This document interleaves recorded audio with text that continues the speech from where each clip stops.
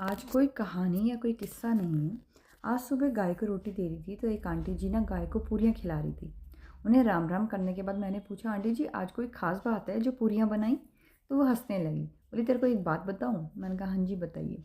बोली, जब मैं छोटी थी ना, हमारे घर में पूरियाँ बनती थी तो मेरी दादी क्या करती, मेरे दादा को खिलाती, उसके बाद मेरे पापा, चाचा, ताऊ जी सबको खिलाती और फिर मेरे भाइयों को खिलाती, खुद खाती, और जो बच जाती ना उनको ताले में बंद करके नोहरे में चली जाती थी, ताकि मेरे भाई जब आएंगे ना दोपहर में स्कूल से तो उनको फिर पूरियाँ खिला सके। मुझे पूरियाँ नहीं मिलती थी। मम्मी से कहा तो उन्होंने कहा कि बेटा अपने ससुराल जाके खाना। कुछ टाइम बाद मेरी शादी हो गई, 16-17 साल की उम्र में हो गई थी। तो नवंबर में मेरी शादी हुई थी बेटा। तो पूरे साल मैंने वेट किया कि अब बनेंगी पूरियाँ, अब बनेंगी। फिर आई दिवाली, और दिवाली पे मेरी सास ने ना पूरियाँ बनवाई। हम बहुओं को इतना आटा छान के दिया कि इतने आटे की पूरियाँ बनेंगी।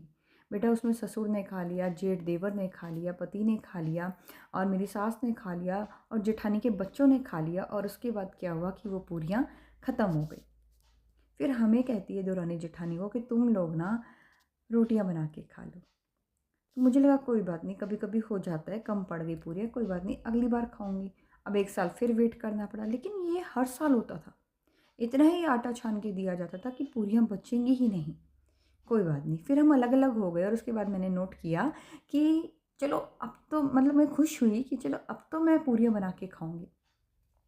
दिवाली आई तो मैंने पूरियाँ बनाने के लिए, जैसे सारा काम करने के बाद पूरियाँ बनाने के लिए कहा, तो मेरे हस्बैंड बोले पूरियाँ मत बनाना, मुझे पूरियाँ हज़म नहीं होती, तेल का मैं नहीं खाऊंगा। तो मैंने कहा कोई बात नहीं, मैं और बच्चे खा लेंगे।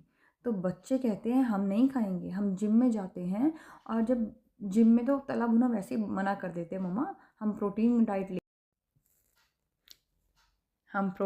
लेते हैं और हम ये तला भुना नहीं खाएंगे।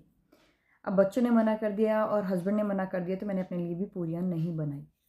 अब जब कई सालों बाद बच्चे सेटल हो गए हैं, और अब जब हम अकेले रह रहे हैं हस्बैंड वाइफ ना, तो कल रात को यूं ही मन में आया कि मैंने तो अपने मन की करी ही नहीं। मैंने रात को सोचा था कि सुबह उठ के मैं अपने लिए पूरियाँ बनाऊंगी।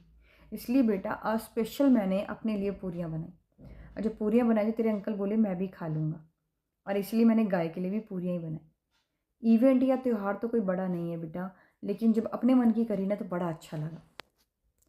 तो इसीलिए लेडीज़ कभी कभी अपने मन की कर लेनी चाहिए।